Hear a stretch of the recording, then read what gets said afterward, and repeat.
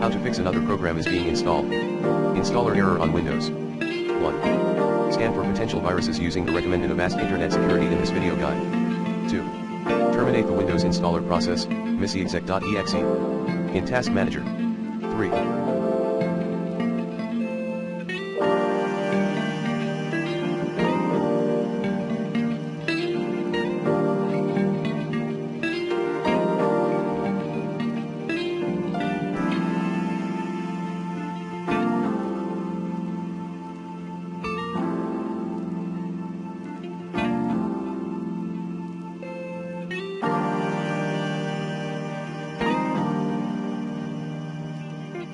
Restart the dedicated installer service.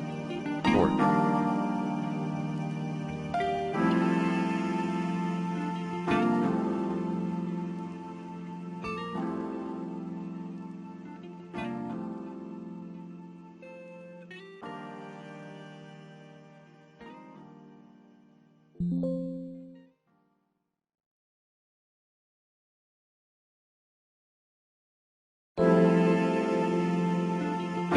Disable third-party startup applications before installing.